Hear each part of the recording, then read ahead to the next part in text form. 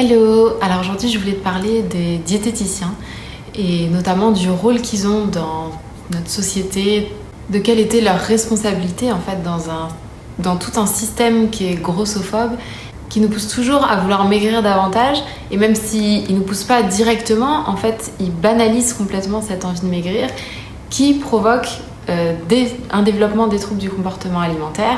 Donc voilà, aujourd'hui je voulais expliquer un petit peu comment tout ce système est construit et comment les diététiciens ont une grande responsabilité dans tout ça.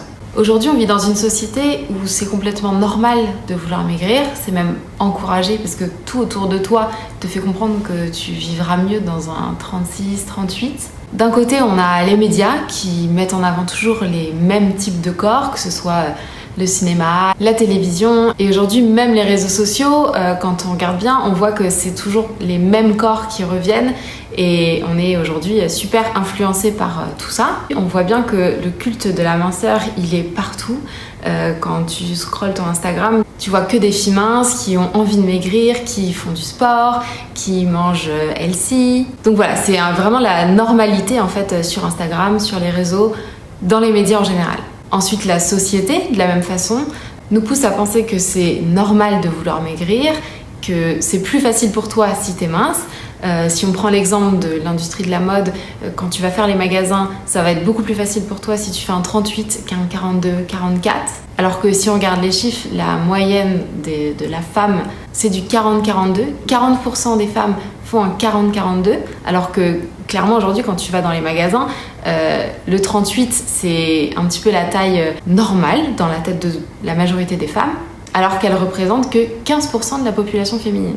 Donc déjà, il y a un souci en fait, on te fait croire que la normalité, elle se situe là alors que la majorité, elle est là. Donc en fait, tout est fait pour créer un complexe et te pousser à vouloir absolument rentrer dans un 38, voire un 36. Donc on a déjà tout ça qui nous entoure au quotidien. Et ça tombe bien parce que à côté de ça, il y a toute l'industrie des régimes qui a bien compris ce mal-être qu'on ressentait et qui se démène à trouver des solutions pour maigrir. Donc voilà, on va débarquer tous les 6 mois, on a des nouvelles façons de maigrir. Donc en fait, on voit que tout ce système marche très bien ensemble, alimente un petit peu tout ça parce que voilà, tu vois partout des corps minces, t'as envie de mincir. T'as l'industrie des régimes qui est là, t'as des informations partout sur comment mincir, donc tu veux mincir.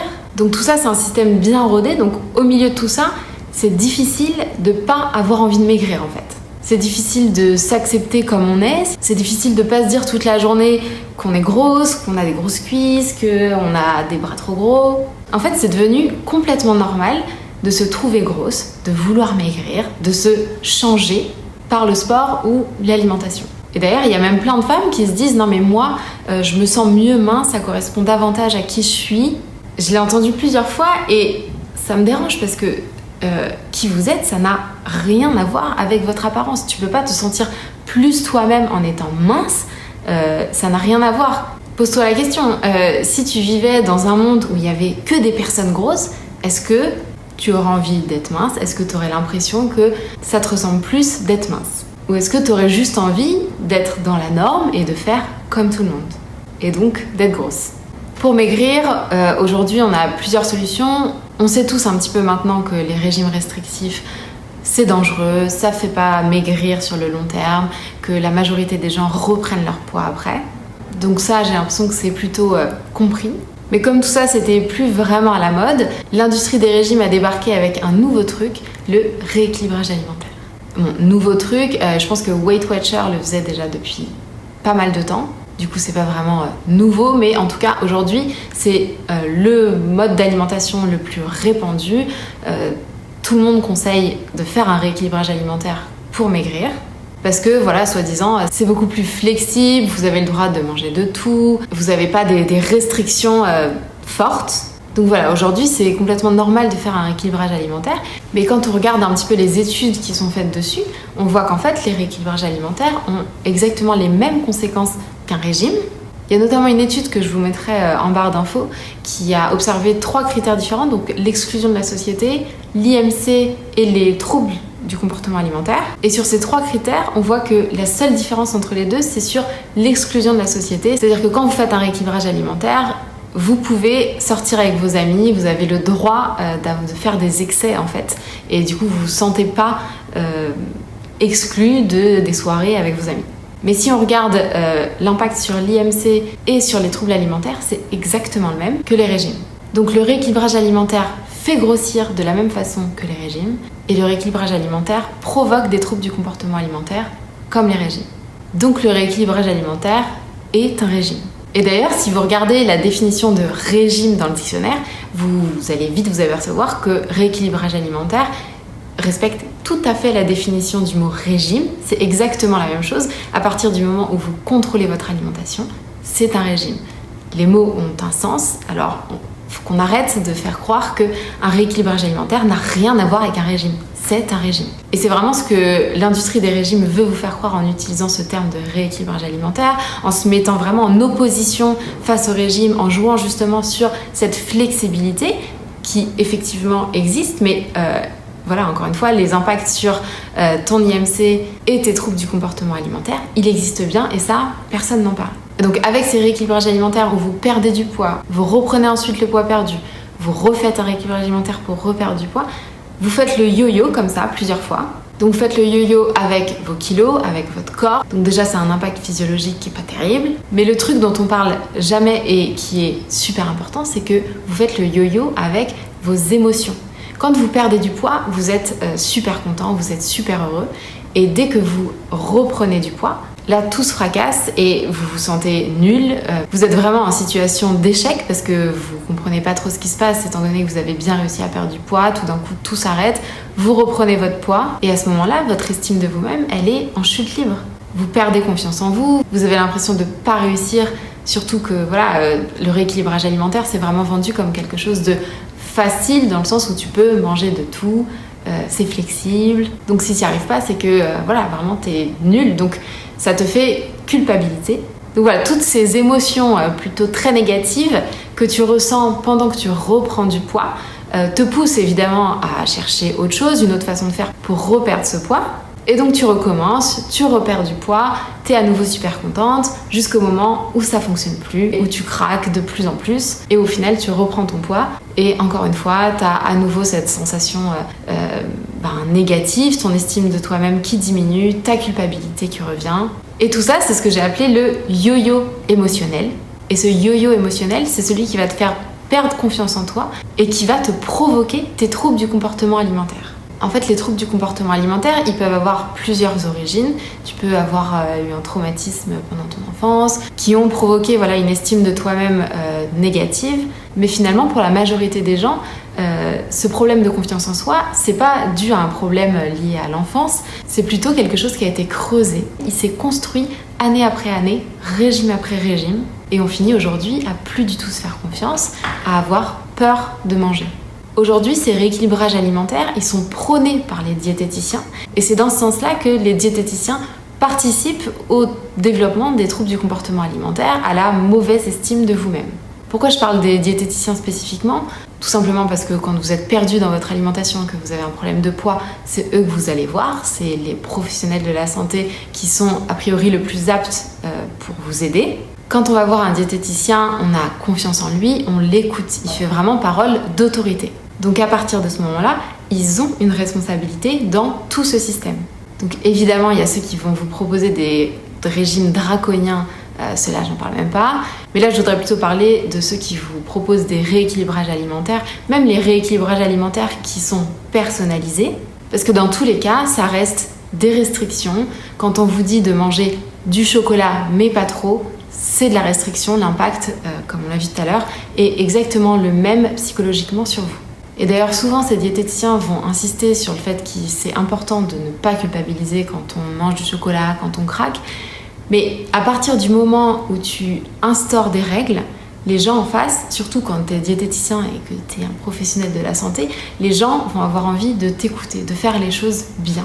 Il suffit pas de dire « ne culpabilisez pas », pour que les gens ne culpabilisent pas, ça ne marche pas comme ça. Quand en face de toi, tu as un programme, même s'il est adapté à toi, tu as un programme, et tu sors de ce programme, tu craques, déjà rien que le mot craquer, il n'est pas très positif, tu vas culpabiliser, tu vas te dire, je suis sortie de cette feuille de route, j'ai fait les choses mal. même si on te dit de ne pas penser ça.